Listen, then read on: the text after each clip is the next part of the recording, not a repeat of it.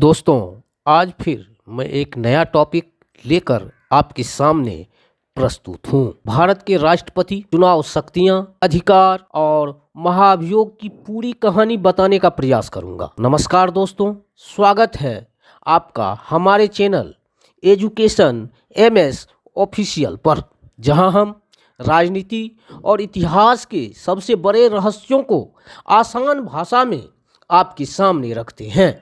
आज हम बात करने वाले हैं भारत के राष्ट्रपति के बारे में। कौन बन सकता है राष्ट्रपति, कैसे होता है चुनाव, क्या है उनके अधिकार, और अगर राष्ट्रपति गलती करें तो उन्हें हटाने की क्या प्रक्रिया है।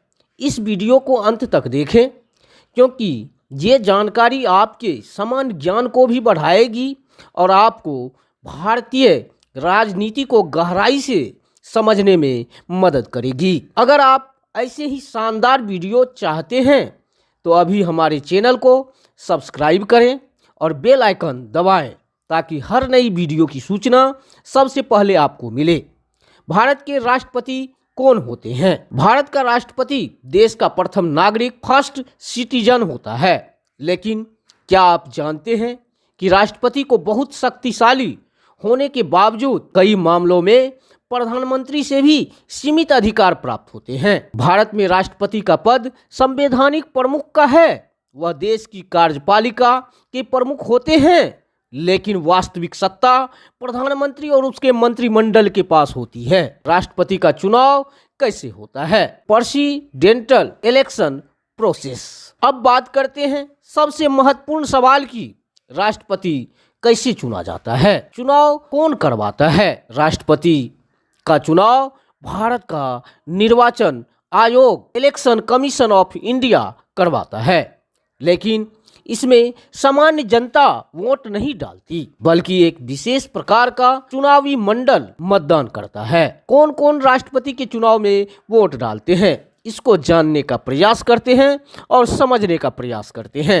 राष्ट्रपति का चुनाव भारत के संसद और सभी राज्यों की विधानसभाओं के निर्वाचित सदस्यों द्वारा किया जाता है। इसमें निम्नलिखित लोग शामिल होते हैं: संसद के दोनों सदनों, लोकसभा और राज्यसभा के निर्वाचित सदस्य, सभी राज्यों की विधानसभाओं के निर्वाचित सदस्य, दिल्ली, पुडुचेरी और जम्मू कश्मीर जैसे केंद्र शासित प्रदेशों की विधानसभाओं के निर्वाचित सदस्य। लेकिन ध्यान देने वाली बात यह है कि इसमें राज्यसभा और लोकसभा के मनोनीत सदस्य वोट नहीं डाल सकते हैं। मतदान की प्रक्रिया। आइए अब मतदान की प्रक्रिया से अवगत होते हैं।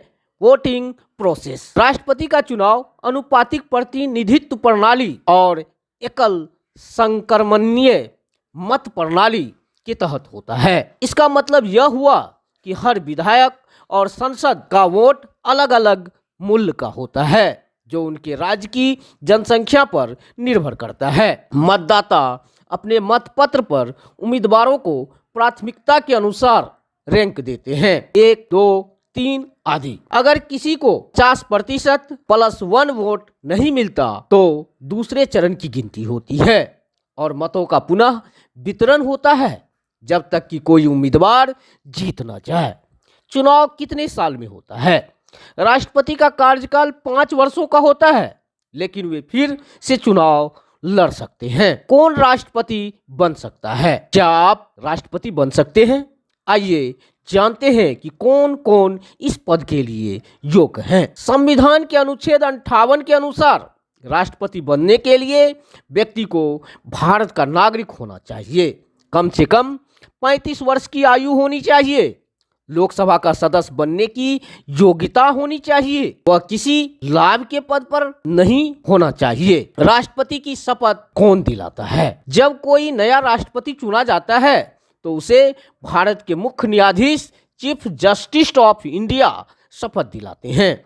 यह शपथ संविधान के अनुच्छेद 60 के तहत ली जाती है। अगर मुख्य न्यायाधीश अनुपलब्ध हो तो सुप्रीम कोर्ट के वरिष्ठतम न्यायाधीश यह कार्य करते हैं।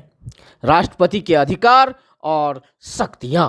भारत के राष्ट्रपति को कई अधिकार मिले हैं जो उन्हें देश के सबसे महत्वपूर्ण व्यक्तियों में से एक बनाते हैं। कार्यकारी अधिकार। राष्ट्रपति प्रधानमंत्री की नियुक्ति करते हैं। सभी केंद्रीय मंत्री, राज्यपाल, उच्च न्यायालयों के न्यायाधीश और अन्य महत्वपूर्ण पदों की नियुक्ति राष्ट्रपति द्वारा की जाती है।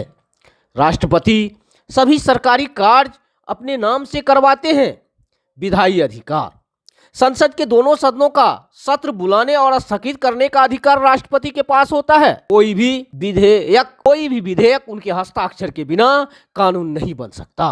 राष्ट्रपति संसद में 2 आंग्ल भारतीय समुदाय के सदस्यों को लोकसभा में मनोनीत कर सकते हैं। हालांकि यह प्रावधान अब समाप्त हो चुका है। न्यायिक अधिकार, राष्ट्रपति को क्षमा, दंड कम करने, दंड निलंबन और सजा बदलने का अधिकार है। वे मृत्यु दंड की सजा भी माफ कर सकते हैं। आपातकालीन शक्तियां, राष्ट्रपति को 3 प्रकार के आपातकाल लागू करने का अधिकार है। राष्ट्रीय आपातकाल आर्टिकल 352 के तहत, जब देश की सुरक्षा पर खतरा हो। राज्य आपातकाल आर्टिकल 356, जब राज्य में संवैधानिक संकट हो। वित्तीय आपातकाल आर्टिकल 360, जब देश की आर्थिक स्थिति गंभीर हो। राष्ट्रपति पर महाभियोग कैसे लगाया जाता है, अब इसको समझने का प्रयास करते हैं।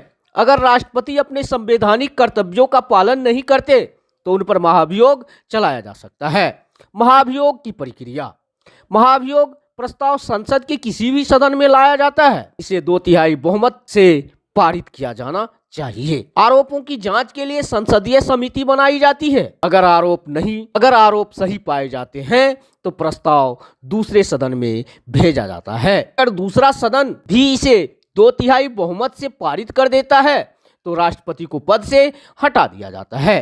भारत के इतिहास में अब तक किसी भी राष्ट्रपति पर महाभियोग सफल नहीं हुआ है। निष्कर्ष दोस्तों, राष्ट्रपति का पद भारतीय लोकतंत्र का आधार है।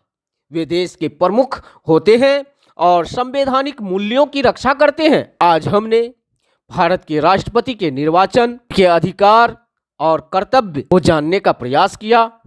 अगर आपको यह जानकारी पसंद आई हो तो वीडियो को लाइक करें, अपने दोस्तों के साथ शेयर जरूर करें और चैनल को सब्सक्राइब करना ना भूलें। अगली वीडियो में फिर मिलते हैं, तब तक के लिए जय हिंद, जय भारत माता।